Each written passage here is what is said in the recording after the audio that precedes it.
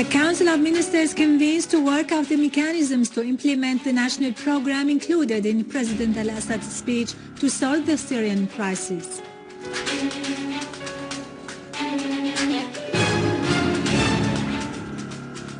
Iran declares support for President Al-Assad's initiative to solve the crisis through ending the violence and starting dialogue.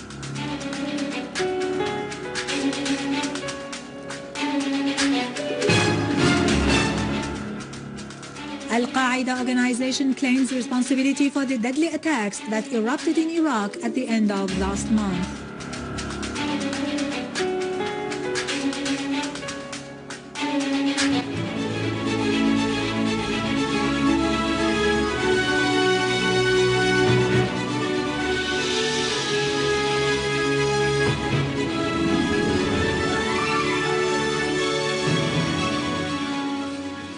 Good afternoon, this is Irado Krikorian with the news in English.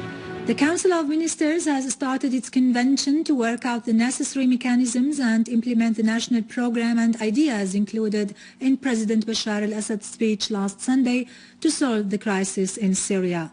Information Minister Omran al-Zabi affirmed that the discussions would cover all aspects, including violence, terrorism, the foreign nationals in Syria and the terrorist organizations, as well as economic issues, public freedoms, the detainees and the details of national dialogue in terms of its essence and how and with whom it should be conducted.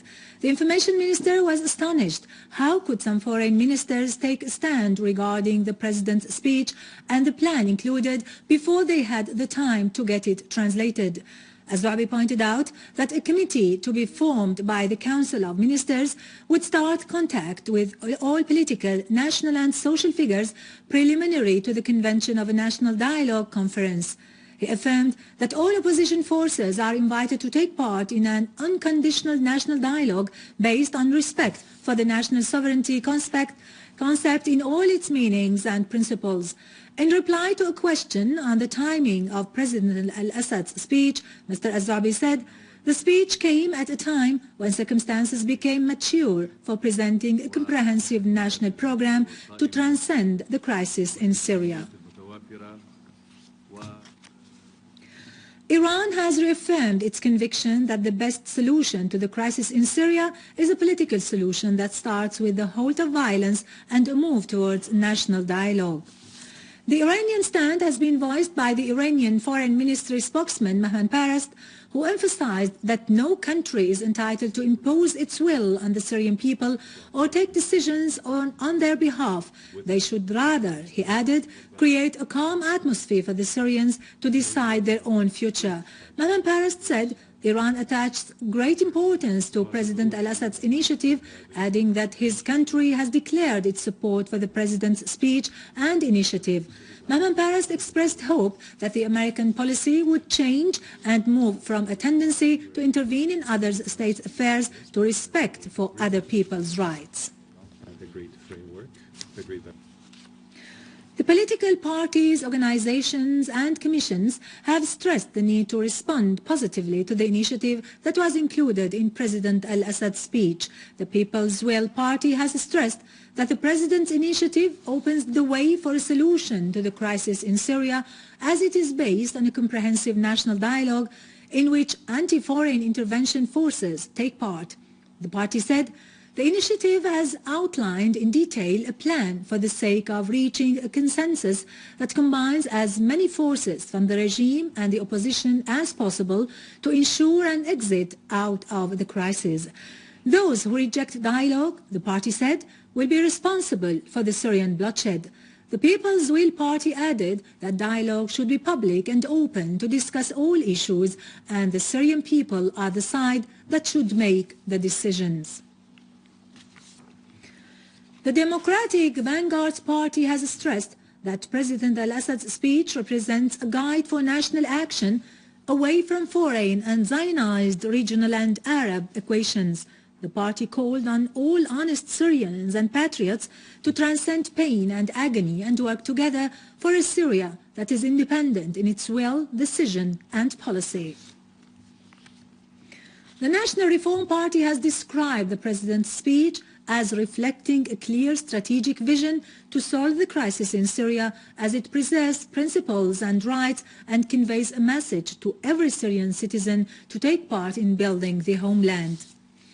In a statement, the party called on all political forces inside and outside Syria to interact positively with this national initiative.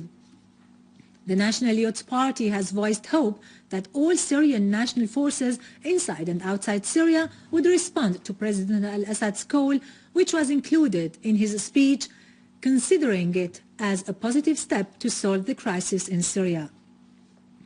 The Syrian Human Rights Watch Network has described President Al-Assad's speech as very valuable and important, that has been met with satisfaction by the majority of the Syrian people, and has laid down the foundation of the mechanisms needed to solve the crisis from a secular human rights perspective. On their part, the members of the People's Party's Executive Bureau discussed ways and means of action to support the roadmap presented by President Bashar al-Assad in his word, which aims at building a renewable Syria and guaranteeing its territorial integrity and independent political decision.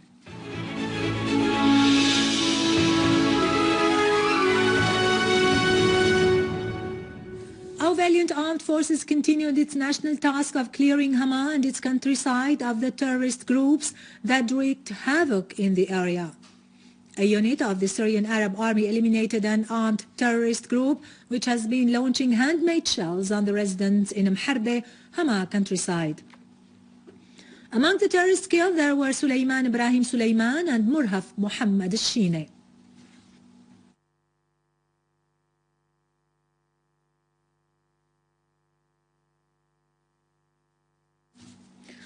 Our armed forces also fended off an attack by an armed terrorist group on the village of Ain Isa in Al-Raqqa countryside. The Syrian Arab Army destroyed 2 vehicles, one of which was equipped with a mortar gun and the other one was a van carrying terrorists' arms and ammunition. The Syrian Army also arrested other terrorists and seized different kinds of weapons and communication devices.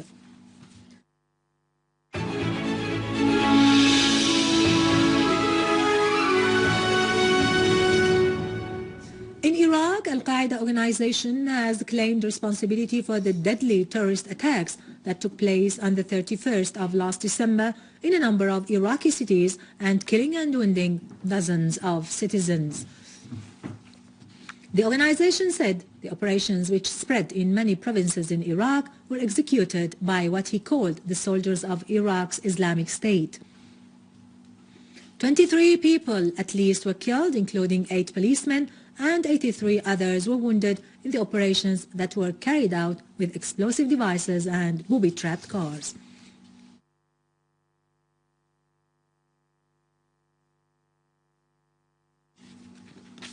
A Turkish soldier was killed and 2 others were injured in clashes with members of the Kurdistani Labour Party in Hakkari province, east of the country.